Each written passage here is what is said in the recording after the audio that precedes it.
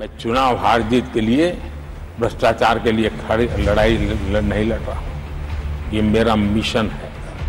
मैं निसंकोच रूप से कहना चाहता हूं, लाग लपेट नहीं रखता हूं। और मैं देशवासियों को भी कहना चाहता हूं कि मैंने एजेंसियों को भ्रष्टाचार और भ्रष्टाचारियों पर कड़ों से कठोर कार्रवाई करने के लिए खुली छूट दे के रखी है। দুর্নীতির বিরুদ্ধে লড়াই, আমি নির্বাচনে জিততে লড়ি না। দুর্নীতির বিরুদ্ধে লড়াই আমার মিশন, কমিটমেন্ট। রাজ্যসভায় জবাবি ভাষণে দাবি প্রধানমন্ত্রী নরেন্দ্র মোদীর। দুর্নীতির বিরুদ্ধে, কালো টাকার বিরুদ্ধে জিরো টলারেন্স মোদী সরকারের। 2014 থেকে এই নীতি অনুসরণ তাঁর সরকারের। সংসদের উচ্চকক্ষে দাঁড়িয়ে বুধবারও দাবি করেছেন দেশের প্রধানমন্ত্রী। গলা উঁচিয়ে কোনো রাগঢাক না করে রাজ্যসভায় মোদীর ঘোষণা, তিনি দুর্নীতি এবং দুর্নীতিবাজদের বিরুদ্ধে তদন্তে কেন্দ্রীয় এজেন্সিকে পূর্ণ স্বাধীনতা দিয়েছেন। সরকার কোনো প্রকার হস্তক্ষেপ করবে না, দাবি প্রধানমন্ত্রীর। দুর্নীতির বিরুদ্ধে লড়াইয়ে কেন্দ্রীয় এজেন্সি স্বচ্ছতার সঙ্গে কাজ করুক, বার্তা প্রধানমন্ত্রীর। তাঁর হুঙ্কার, কোনো দুর্নীতিবাজ জেলের বাইরে থাকবে না, এটাই মোদীর কমিটমেন্ট। कोई भी भ्रष्टाचारी कानून से बच करके नहीं निकलेगा, ये मोदी की गारंटी है।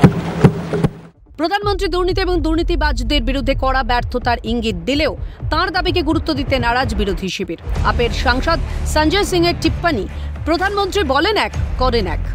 प्रधानमंत्री जी कहते कुछ हैं, करते कुछ हैं। उनकी कथनी और करनी का जो भेद है वो सबसे बड़ा उनके दोहरे चरित्र को उजागर करता है। কেন্দ্রীয় এজেন্সির উদ্দেশ্যে প্রধানমন্ত্রীর বার্তা প্রসঙ্গে প্রাক্তন পুলিশ কর্তা নজরুল ইসলাম বলেছেন, আগেও কোনোদিন কেন্দ্রীয় এজেন্সির কর্মকাণ্ডে সরকারি হস্তক্ষেপ ছিল না। প্রধানমন্ত্রীর মন্তব্যে নতুনত্ব কিছু নেই। দেখুন, আমি প্রথমে যেটা বলতে চাই যে আগেও কোনোদিন ছিল না যে সরকারের মন্ত্রীরা এজেন্সিগুলোর কখন কাজ করতে হবে বা কখন করতে হবে না, পুরোপুরি তদন্ত করবে না, এরকম কোনো নির্দেশ ছিল না। যেহেতু তদন্তকারী সংস্থার লোকেদের ট্রান্সফার পোস্টিং যে পার্টি ক্ষমতায় থাকেন তারা করেন, সেই জন্য তারা গোপনে কিছু নির্দেশ দেন, যার ফলে কখনো এটা রেড হয়, জিজ্ঞাসাবাদ হয়, কখনো ঝিমিয়ে থাকে, কোনো কেসের ভালোভাবে তদন্ত করা হয় যাতে আসামি সাজা হয়, কোনো কেসে এমনভাবে তদন্ত করা হয় যে আসামি। ক্যালকাটা নিউজ।